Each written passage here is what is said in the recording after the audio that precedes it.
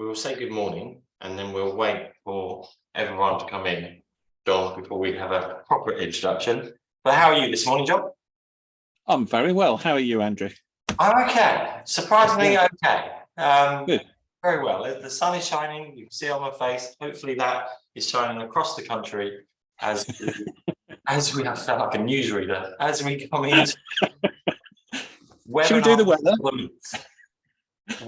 We're here earlier. Actually, I haven't got the panel up to see the numbers coming in actually. So I always get that wrong.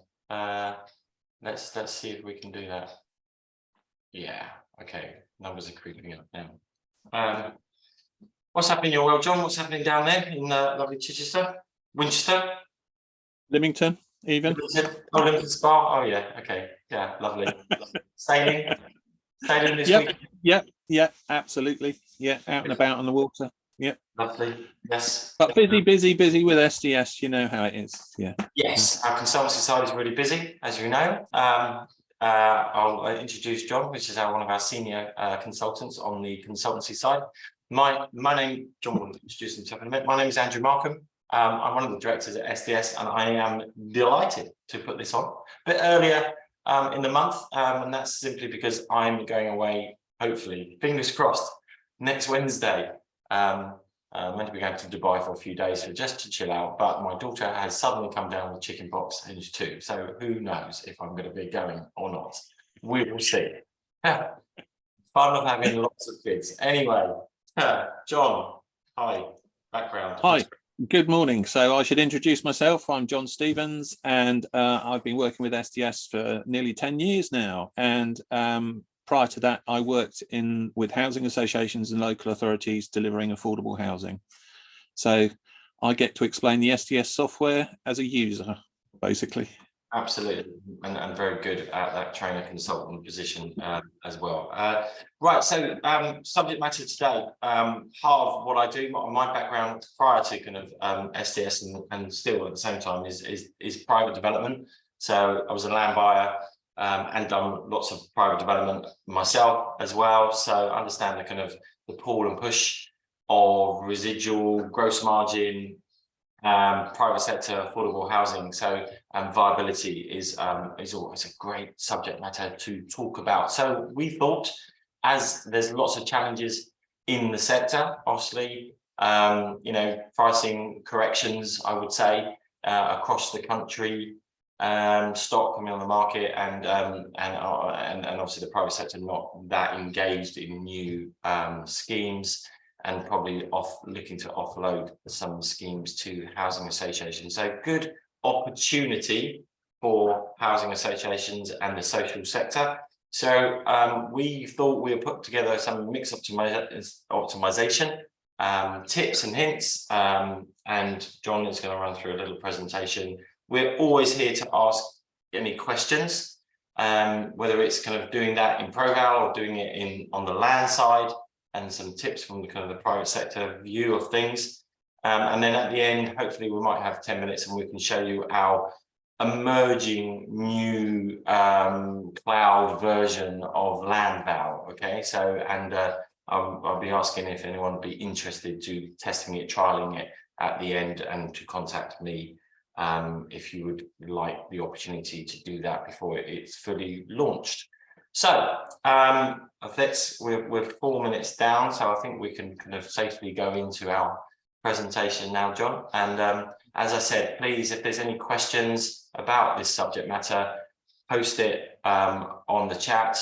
Myself and Cassie will look at the chat messages, and she will point out, and then we can answer them as best we can. If we don't get time to answer all the questions on there, that we will make sure that we follow up with an answer, okay? And then all the slides will be available afterwards, and then questions as well, okay?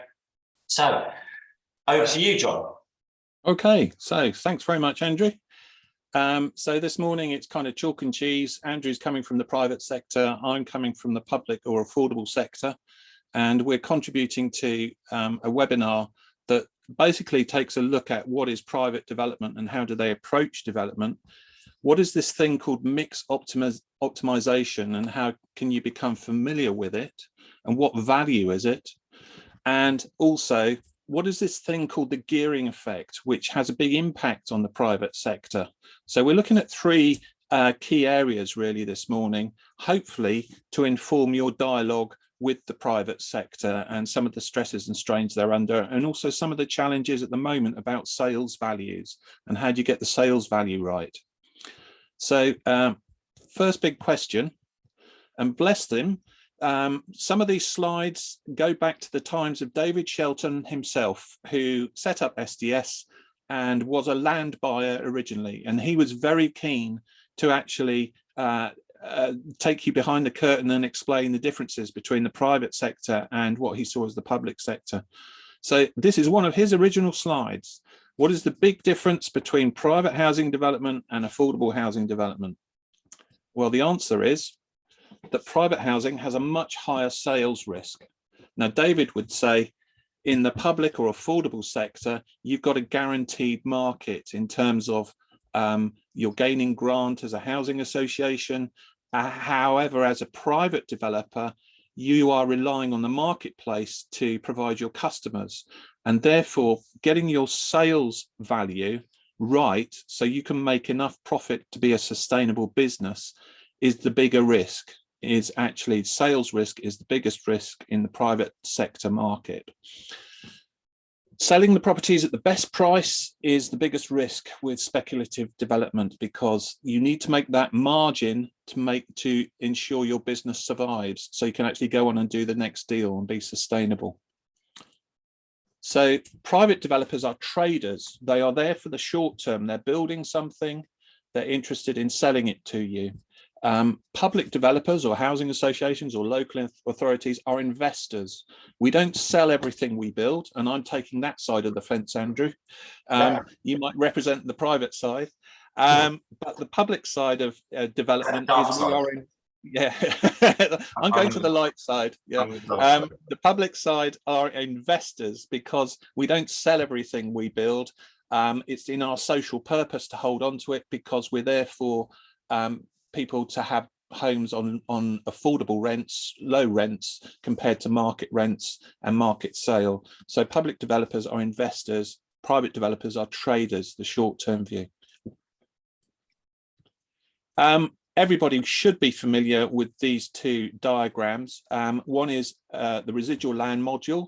So as a private developer, you are fixated with what you can sell things for. That's how we've started off. We said sales. Getting the sales value right is the biggest risk in private development. So we're fixated in the private side with sales income. We then need to look at the costs of production of building those homes. Then we need to say what is the required profit to sustain the business. And what we've got left is what we can afford to pay for the land. So that's the residual land model.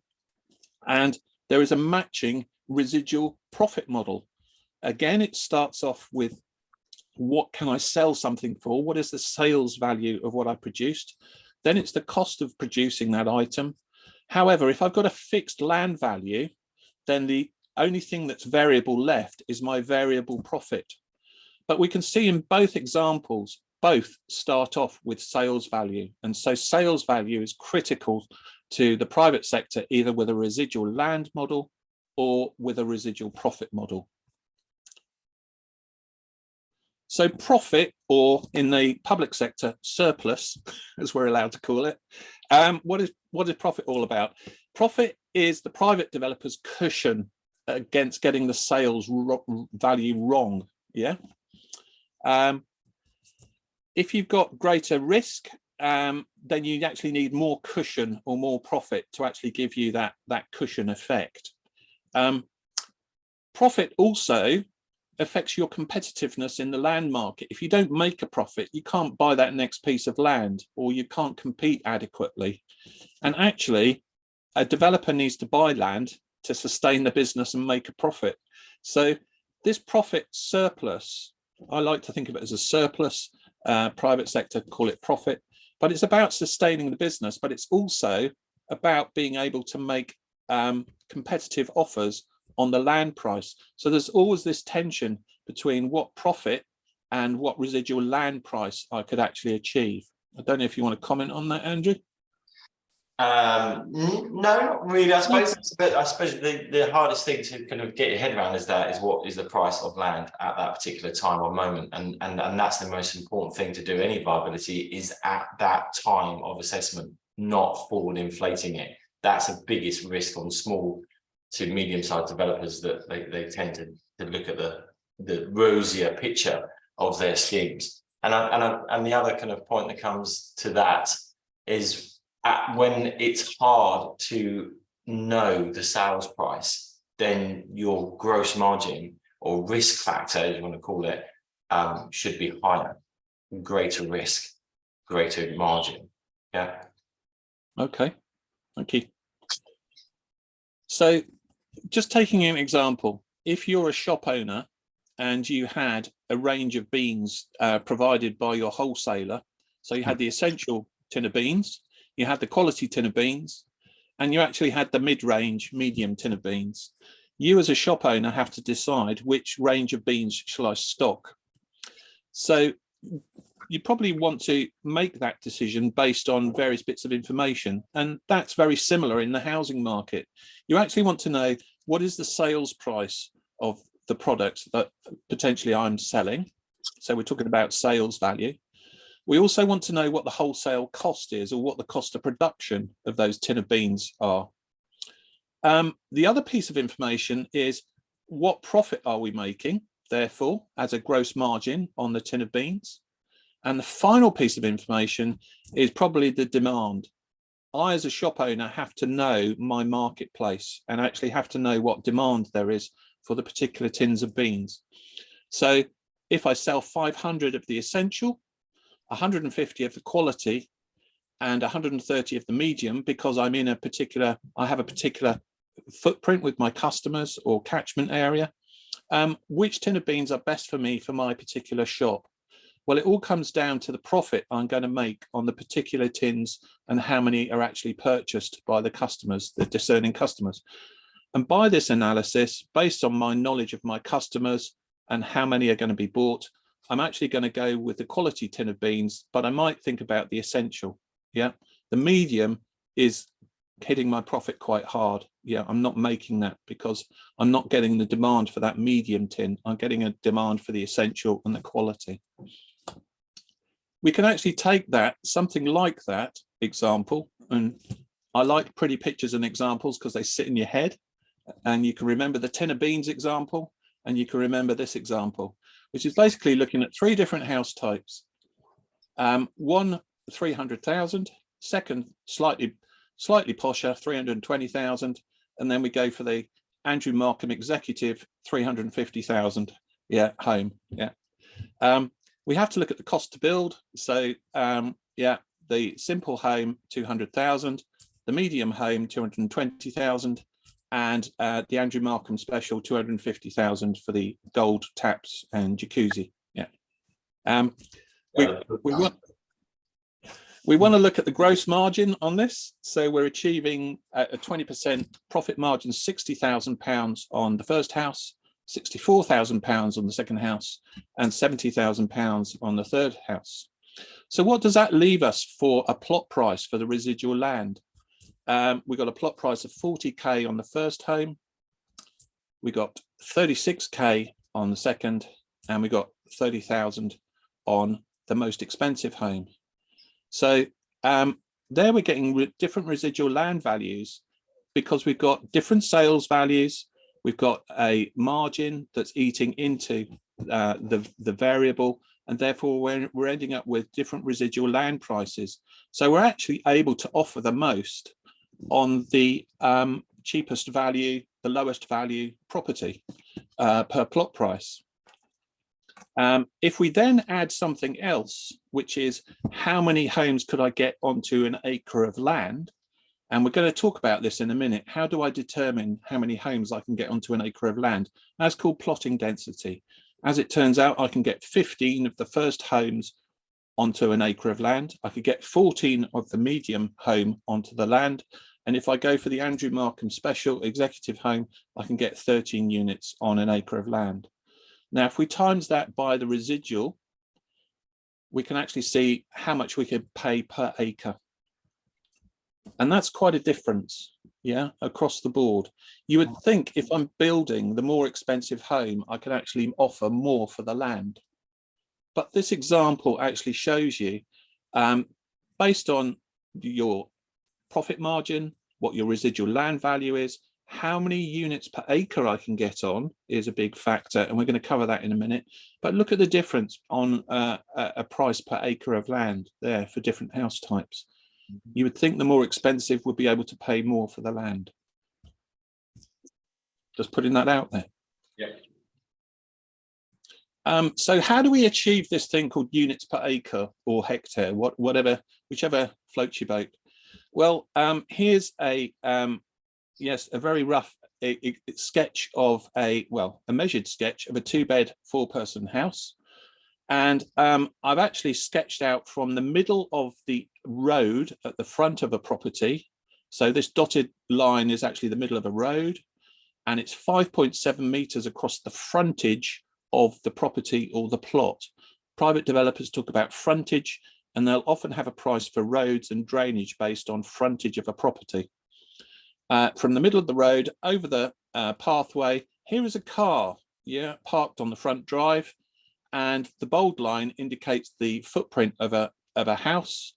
And we've got, surprisingly, look at the size of a parking space for a car, and this is a standard size 2-bed 4-person house. It shocks me when I actually looked at, this is the kitchen, this is the hallway, this is the living room, this is the stair, this is the downstairs toilet.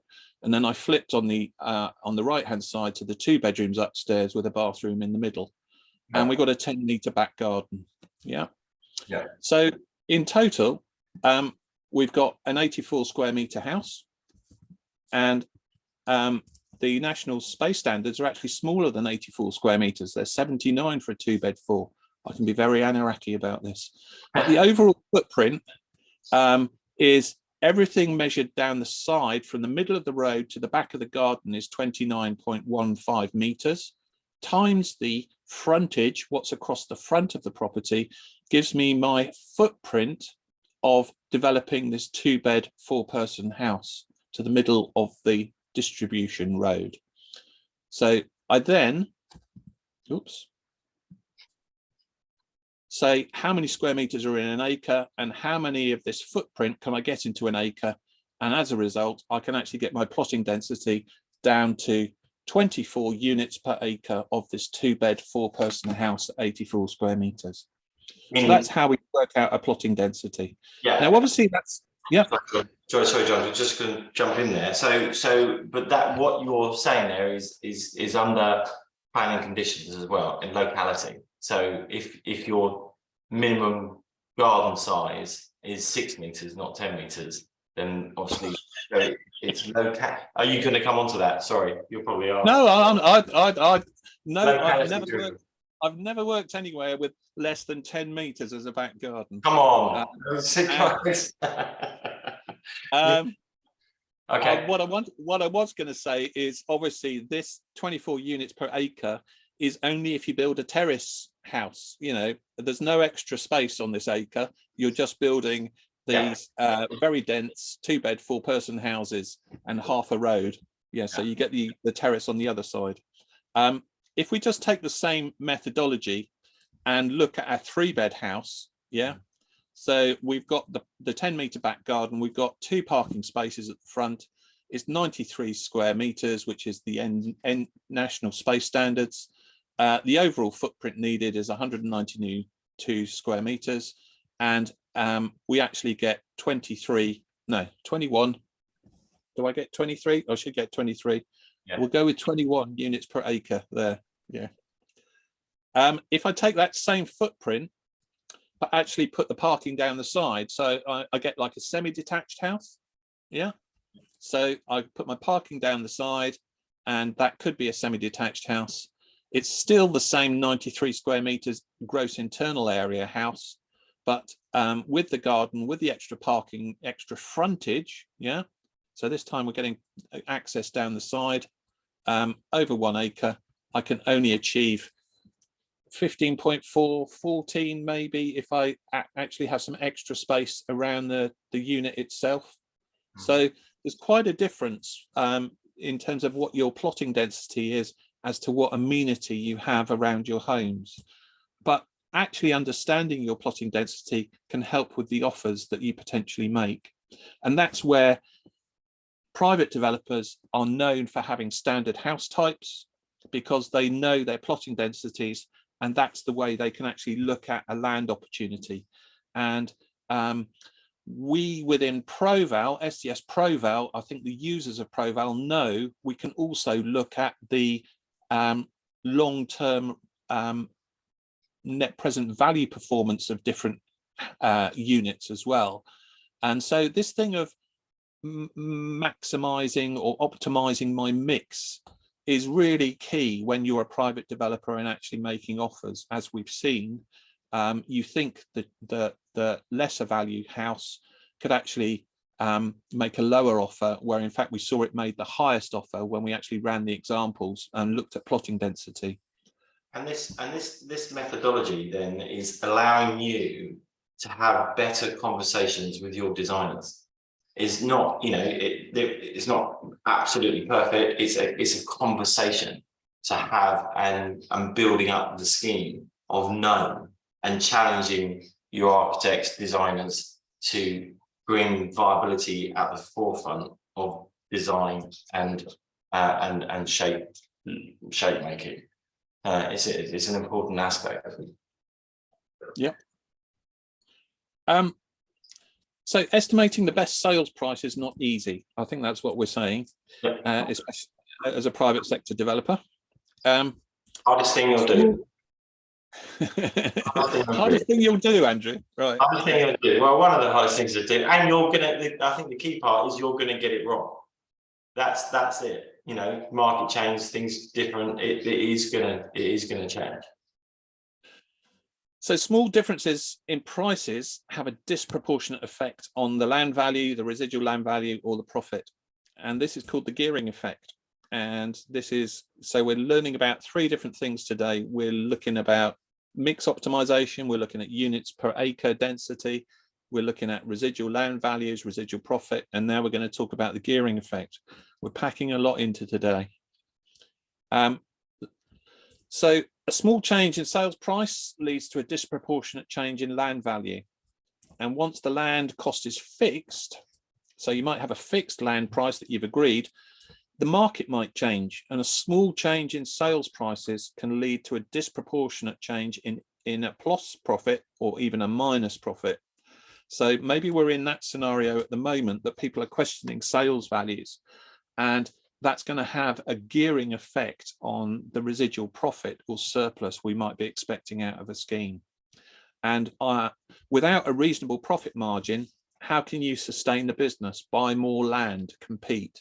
So you actually need to make a profit margin to be a sustainable business and compete for your next piece of land. So the gearing effect on residual land value looks like this. If you had a starting position of a home that you're hoping to sell at £300,000, it cost you £180,000 to build. You need your gross margin of 20%, so you're taking £60,000 out of that. Therefore, your plot price, your residual land valuation plot price is £60,000. So 300, build 180. You've got to have a margin, a gross margin, £60,000 at 20%. And therefore what you can offer for the land is £60,000. If, however, your sales values increase, you've got a growing market and they grow by 5%, your sales price grows to £315,000. Still costing you £180,000 to build. I know that's, people will challenge that works cost change, but we'll just take this as an example. But because your sales price has gone up, your margin on that sales price increases to £63,000. What about that residual land value? Well, you're left with £72,000 per plot. And look at this, it's an increase of 20% on your original position on that land. Yeah. So what you're able to offer, because of your increase in sales by 5%, 5%, your offer on the land has grown by 20%. All other things being constant, although you have taken a slightly larger gross margin. Well, you say proportionally you've taken 20%. Yeah. What happens in a downward market? Well, if it decreases by 5%, and this is probably where people are focusing, not a 5% drop, but that would take us to £285,000. If we have the same build cost, because we're in contract with the same build cost, what's our gross margin looking like? Well, we've got to go and tell the board we're coming in with a gross margin of 57 when they were expecting 60. And our residual land value has ended up being much lower at £48,000. And that's a reduction on £60,000 by 20%. So reducing from £60,000 perceived plot price by a sales value drop of 5%, we're actually dropping what we can afford to pay for the land by 20%. And we've also got a reduced gross margin. Don't know if you've got any comments on that, Andrew. Just that's the impact, isn't it? That is it. That is, and if we're looking at what people are suggesting, 10% by the end of the year, 5-7% in different regions, locality, you know, that's the impact. That's real. So this one is what's the effect on the gross margin. So same starting position of a £300,000 house, same build cost. If we've got a fixed land value of 60k a plot, because we're in contract, we've done an agreement on the land, what's our residual gross margin at 20%? Well, it's £60,000. Yeah. What happens if we get an increase in sales values of 5%, 315,000? The build, a constant figure because we're in contract. We've agreed the land value. The residual that we've got left as a gross margin is 75,000, and that's an increase on the previous gross margin of a quarter. So 25% up on the previous margin. Yeah. And worst case scenario, if we get a decrease in sales values of only 5%, yeah, 285,000, same build price, same land value. What have we got left as a residual margin? £45,000. And based on our original gross margin, we're down by 25% because of a 5% change in sales value. That's the gearing effect. If you think of it like gears on a bike, it's about one small cog having a big effect on a back wheel. Yeah. So it's like a small cog turning in sales value, having a big effect on the gross margin or the residual land value. So we're talking about today residual land values, and we're talking about residual profits. The depot we've got here rather quickly. This depot is a sketch put together of a potential brownfield site, and it's one we use on a training basis where we say we've got this potential footprint of a brownfield site, semi-industrial, we're not quite sure about the environmental conditions, and we've got an inspector's house in the top right-hand corner. What would happen if we actually went out and got a scheme by an architect that the planners were hopeful for? We achieved 25 new homes, and we also retained the inspector's house.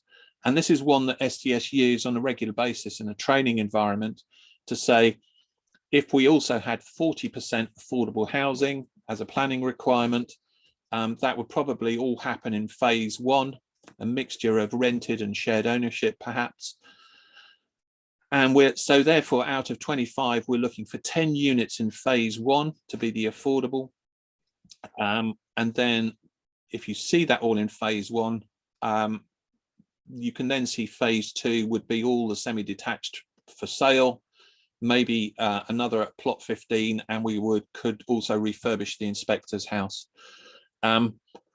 This is a typical example of a mix that we then either put into ProVal to say what could the affordable offer, or we could look at it in an STS product called LandVal. Now LandVal was one of David Shelton's first products, and it takes a private sector approach to a residual land value or a residual profit margin, with lots of sensitivity in between. But it does follow that basic model of sales value first, cost of build, what's your margin, what can I afford to pay for the land. Some users, myself included, say you could do a similar thing with ProVal, but ProVal is specifically built for looking at that long-term affordable housing investment return. When you use LandVal like a private land buyer, it's surprising what values they put in for the affordable. I don't know if you want to comment on that, Andrew, in terms of actually how the difference between ProVal and LandVal in terms of the short-term view and the long-term view. Well, obviously in ProVal, as you rightly said, it's an investment model. We're looking at the future, but we're looking at the income stream. So income stream, net rents, a land people department will probably work on percentages. They will understand what the percentage they could achieve from a social unit, percentage, 50%, 40%, or in their localities, and shared ownership slightly higher. Again, depending on kind of end value, but ProVal can help you achieve that.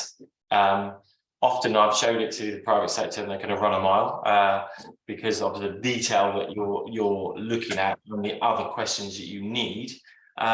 If we could probably jump in and show in ProVal where these elements are, but you can obviously look at the net rent, get a glean of what the parameters the RP or housing association or local authority are working with as a partner, and then kind of do a mock-up of that position and see where that lies with the percentages, because it changes regarding grant and obviously locality. So I mean, I've been surprised when we've talked about private development, you're saying that things like general needs rent from a housing association, a private developer might say, well, I'll put in 50% of open market value as what I'll get for that general needs rented as an offer from a housing association. And if I've got some shared ownership in there, I'll put in a blunt figure of around 75%, up to 75% for that shared ownership as a blunt position. I won't model the long-term return. I'll leave that to the housing association. Yeah, because it's all about, as you know, it's all about creating the best offer, and there's a number of different plays and mixes on that. Planning options, negotiations of what you can do and what you can have.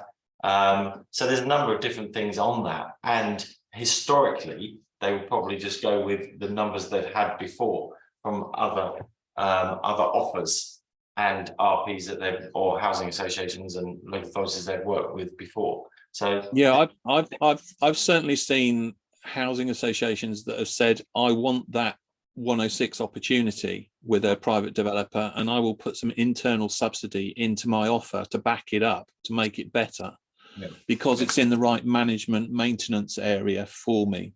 Yeah, sure. Or there might be a political reason that I should be seen winning that site. Yeah. And I suppose with on the for-profit providers sweeping up a lot of this, I wonder if that the offers have increased slightly for that position, and they're squeezing on the management and the housing associations who are actually going to manage those products. I mean, there's an interesting debate there, because I'm starting to hear in the sector that there is more grant available for general needs rented and maybe less for shared ownership going forwards because of the arrival of the for-profits coming into that arena. So whether that's a changing dynamic, I don't know. As well as the changing dynamic of the word affordable. I was at the CLH in Brighton, and some of the talks are talking about affordable is not the right word to use. It's social, so it's gone back to social housing. And that's the conversation that we'll be having with government, which will be interesting on that. So on this point, let's any questions about John's slides, please post them down. We have got time. We can try and answer them. Don't make them too hard. And we can try and answer them live on that. Should we show you where that is in ProVal first, and then we can maybe jump into Landval if clients mainly have got ProVal on here. Anything you want to say before that, John? No, I just think this, this maybe the boundaries are blurring between what is social and what is private, with the for-profit providers coming in. And we've recently seen a major housing association establish a for-profit provider. So the boundaries are blurring, and it's a case of who gets what grant for what. But therefore, as a housing association, if you've got knowledge about how the private sector go about it, then it informs how you make your offers. And I know a lot of housing associations, in the trend has been for them to choose to become the developer of the whole site. You and I will remember the arrival of the cross-subsidy model, and also we will also remember people saying the cross-subsidy model is broken and gone. But what we are seeing is more and more diverse tenures on appraisals, and that's only going to increase with the likes of First Homes coming in as supposedly affordable tenure. And hopefully the tools that John's spoken about, it gives you another tool set to look at on your appraisals. So you can see ProVal on screen, John. Is that? Yeah. So the things I just want to kind of highlight that John was talking about, the main kind of elements of ProVal. Obviously, I've just got a couple of units in here. Affordable, not social, but obviously I can change that to social, and outright sale. And the key elements that if you have done an investment model, we can look at it as a residual, okay, in the investment model. So the area you would look at is the residual land value at the end. Frustrating for land buyers that the investment modeling has to have a lot more detail in it before we look at the residual, whereas I'll flip it in a minute and show you Landval, the emerging cloud version that is more, as we say, about price, gross margin up front, and probably a lot clearer. But we do have it in ProVal. So gross now the difference, what we look at on gross development value against an outright sale unit and an affordable one is the income. So it's the net position of the income. So this value here is driven from, if I just go back to our scheme results, from this value here. So we give you what the income is worth over the set period of time. And obviously we net that off because we're looking at the rent minus the management cost, voids and bad debts and major repairs, etc., etc. So we give you that value. And then what we give you the detail in our software is by breaking it down. There's no point looking at the whole, that's fine, that's one view. But what we're trying to look at is individual positions. So that is the value here. Alongside our traditional sales value, gross development value of our sales units, and we can then put in some subsidy. We can add some other areas in here, which is coming from the main system, which is, grant or subsidy coming from elsewhere. We've assessed this appraisal, as John was saying, and we've got fees and interest. So we can put those fees and interest in from the main appraisal, which we look at on our total scheme costs, and we can add a gross margin. John said earlier on about 20%. We can add a 20% margin in here, and we can then work out from the works cost that we've put in already what an individual residual land value is. So ProVal does have that. If you've not ventured past the results or the long-term cash flow, have a look at it. It's there. We can help teams. We love doing workshops on viability, so we can help on live schemes. and run through the numbers and what things happen to kind of affect it. So we're giving you a number. And then if you have worked out your plotting density per acre, you can add that here and we can give you a per acre assessment value. Okay, so we can drive that through what John was saying. Right, there's a couple of questions here. Let's dive. This is good. Available. Can you see these as well, John? So if there are additional grants being made available for the general rented stock, does that equate to a higher percentage of the OMV being paid to developers? That's now, I'm smiling on that because that's the added always grant is not there to support land values. That's the Homes England or the government's position. But in reality, what's your view on that, John? Oh yeah. Well, you shouldn't get grant on a Section 106 opportunity anyway. Only on additionality, so additional units on the 106. So you shouldn't get grant on a 106 anyway. But if you are receiving grant, it's going to improve what you're able to offer the landowner, aren't you? But Andrew is quite right in repeating the mantra of Homes England. Grant is not there to raise land values. It's there to deliver more affordable homes. There's a second question there that basically saying, well, an observation saying that strategic partnerships with grant money up front have had a big impact on what's going on, and also that Section 106 are far less attractive for non-profit providers now. I mean, I was interested looking at when you were looking at that residual land value position, and you were saying you can put in a different profit percentage for sale tenure compared to the affordable. I mean, I've certainly seen housing developers do that and take a lesser profit in terms of what the affordable is, and very often it's around the 8 to 10% mark compared to the 15 to 20% on the private sector side. But also we do all know that they love the cash flow from the affordable sector to actually help with the infrastructure. So they'll do a contract on the affordable first as a first phase of development, because it helps with their cash flow when they're most stressed of putting in all the works in the ground across the whole site. So I noticed that you're sharing your screen and putting in the other section a gross margin.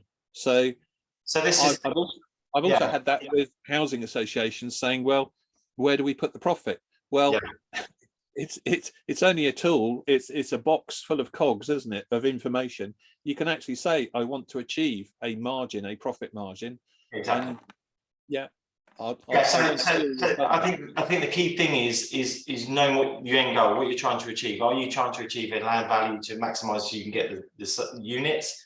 I.e., there's a couple of ways of using ProVal. We're looking at ProVal, and if you are doing mixed tenure schemes, which most of you are now, shared ownership or outright sale, you can point, as John said, point your costs into the appraisal. Make the appraisal work as hard as you can and to achieve the result. So how we would do that if you were doing an outright sale unit is then having a gross margin in ProVal as a cost. So you're forcing it into there and saying, okay, it's a percentage of what? Is it OMV, as John said, or market sales value, same thing. And we're saying, what do we expect? Are we acting like the private sector, or are we not? Are we going for 20%, or are we going for something like 8 to 15, which we generally see in. So you could put in a second row here by hitting the plus button and actually say, I want a gross margin on the affordable. Yeah, absolutely. Yeah, so you can point the margins you want with the tenures that you have. So you might say that you want 20% on the gross margin. Now, as it's a cost, you just got to look at the timings of it. Okay, so you've got to time it in the cash flow so it doesn't affect the cash flow at the beginning. It should be at PC. There are other ways you can put things in. You can put it in as a. Just slow down a bit there, Andrew. So the first row you've got there, you've got a gross margin, and the second row you're now putting in, you can put it in as a percentage of market sale value. But you could indicate that that is the gross margin affordable rent, couldn't you, in your description? Yes, you can. And then what you're saying is, I want to achieve 6%. Well, it's a cost really to the project. Right. I'm going to take out 6% of the profit margin on the affordable homes. But you're then saying, at what point do I take that cost, that profit margin out? And that's related to the spread button, which is just on the left hand side. And you're suggesting that we actually take it as a percentage at practical completion or last sale, or exactly. Yeah, so you're moving it right to the end of the cash flow, so it's not affecting the interest going on that period. Yes, yeah, that's one way of doing it. Or you look at the private finance section and you look at the different tenure here, and you say, I would want a land adjustment here of the gross margin of 20%, and you put it in that way, and that will come at the end of the development cash flow of the opening part of the long term. So, you know, there are a couple of ways you could do it, what you're comfortable with, and whether it's a position that's fixed into ProVal or not. So just simply speaking, because I'm a simple development person, as you know, the private sector will just take a blunt percentage view as to what the affordable could offer as a percentage of the open market value. That's kind of their starting point. Whereas if we're in the housing association world and we're using ProVal on a regular basis, we actually model the long-term offer, if you like, that could be made by the affordable units. And we go through the whole long-term management maintenance of those over 40, 50 years to see what positivity we might be able to offer as a land and build price. So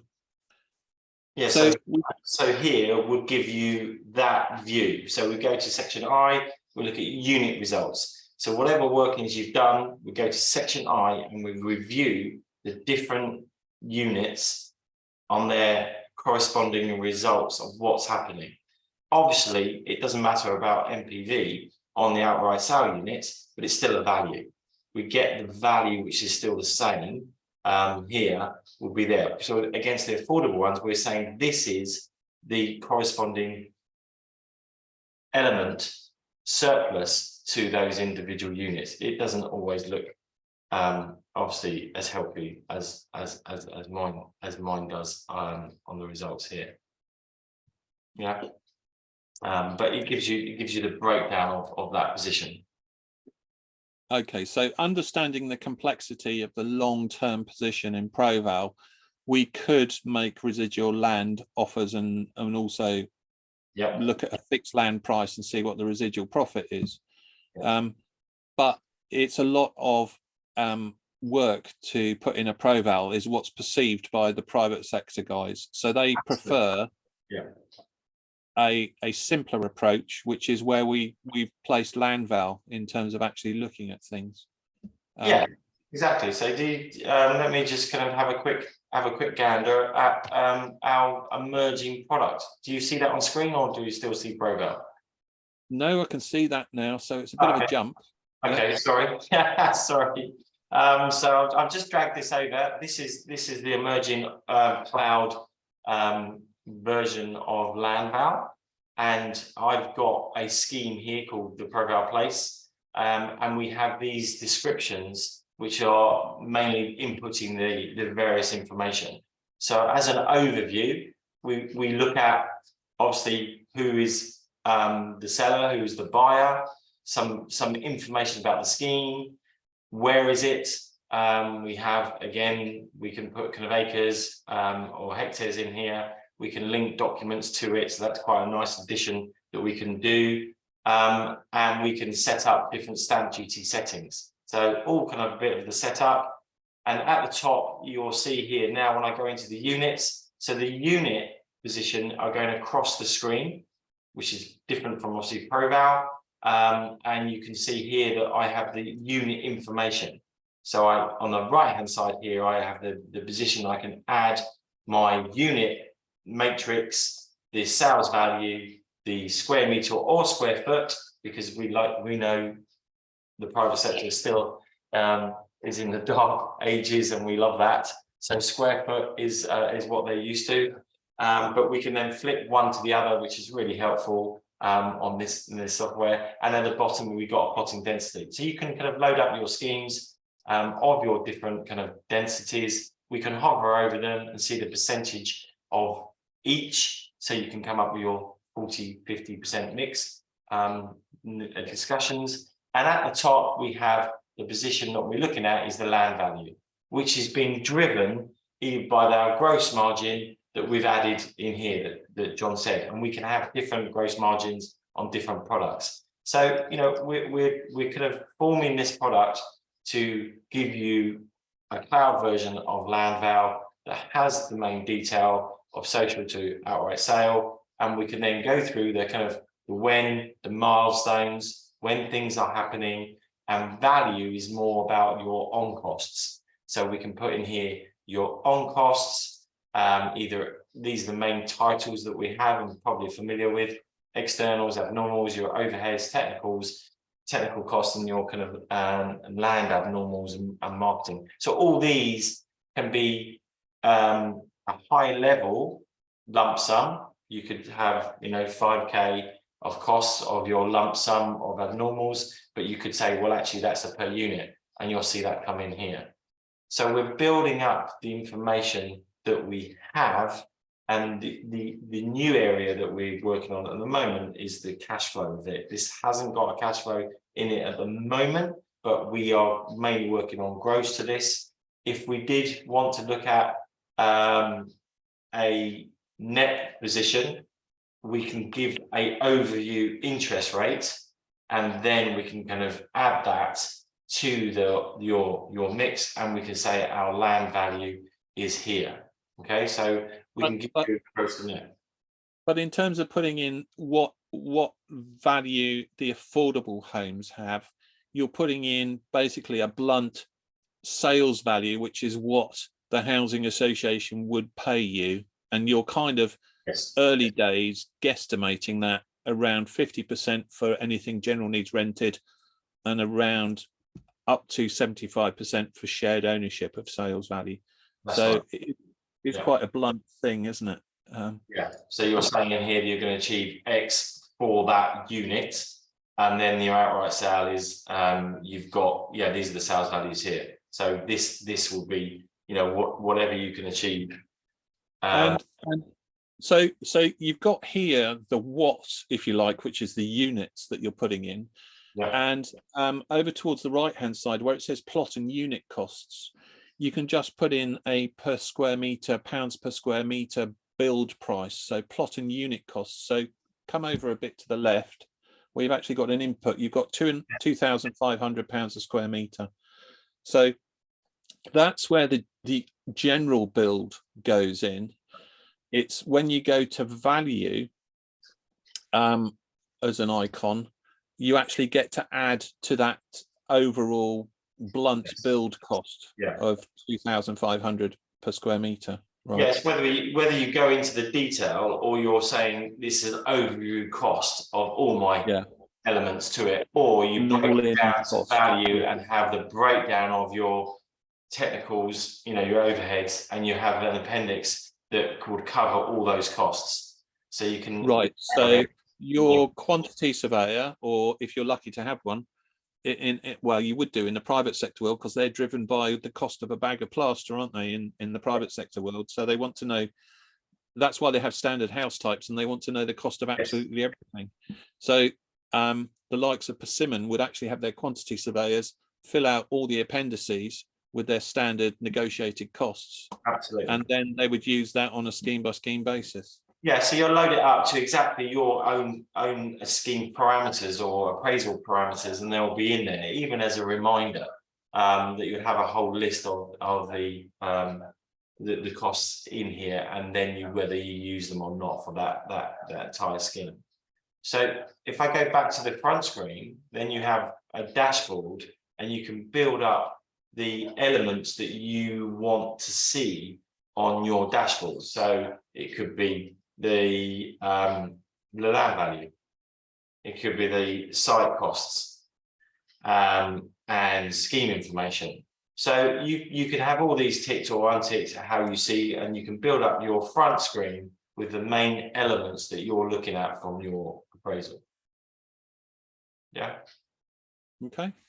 Go back to where, sorry, who, this is your land value. So at the moment here, we're saying that the land value on the assumptions that we've put in, gross margin, costs, etc., that's what we should pay for the land.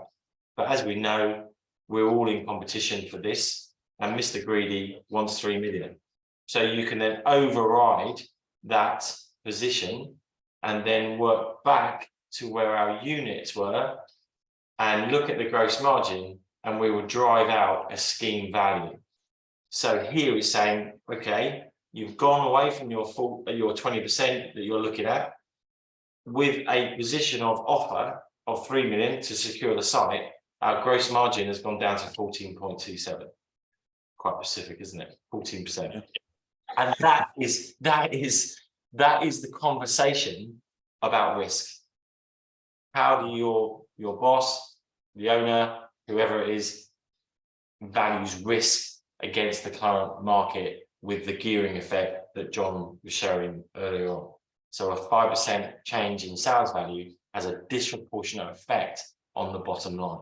Okay, and that, yeah, I think that was quite emphasized when we did the slides. But yeah, what I picked up from you, Andrew, having done land buying and been in the private sector, is you're saying don't put hope values no way, not in your valuation. You've got to put now values on your valuation. Yeah, and that's not, it's not all about, you know, you get personally involved, don't you? We all do that, and it's taking that objectivity out of it and looking at what is happening in the market and what's happening in the locality. So a market appraisal is really important as well. It's not just about the impact of your scheme coming to the market, what's happening around you, especially if there's lots or a few more new builds to be sold. Yeah, so don't say what it could be worth in the future. No. If anything, look at it now and then try and gauge what the future economic environment is, but don't guess a value in the future.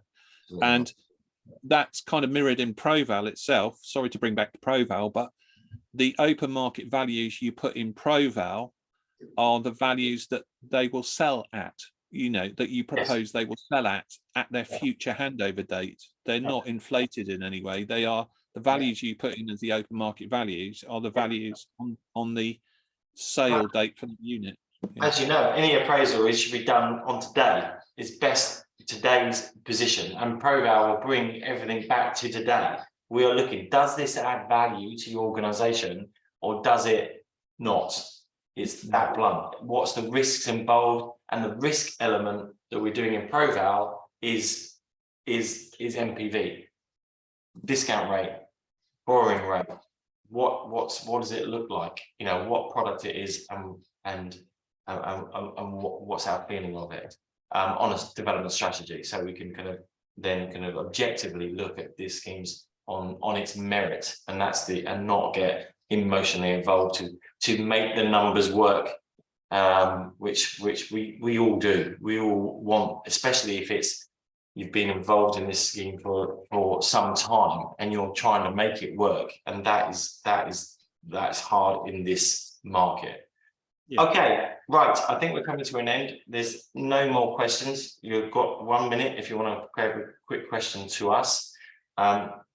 Lastly, thank John for his time again and his work on that. It's always good working with you and talking about this subject matter. We are available, and John's available for workshops, viability workshops. We've done quite a lot of workshops with local authorities, so we are always keen to share this knowledge, discuss this with you, with your development strategy. That's part of the consultancy service that we offer. on that basis, I'll close this webinar. Thank everyone for attending. Hope you enjoyed it and take away some information from what we've discussed today. Our next webinar, I'm looking at the dates, is going to be the 21st of June. Nearly said May. June. That's the Wednesday. We are always looking at subject matter. So if there's a burning subject that you want us to discuss to show you against our suite of products or what's happening in the sector, let me know, and I'll consider it. Also, if you would love and like to have a trial of Landval as it's emerging, it's not quite finished as a full product, but it's nearly there, then please contact me by email, or Cassie or John or one of the SDS team, and we'll happily, share that with you and get your feedback. So have a good day, everybody, and take care. Thanks, John. Thanks, Cassie.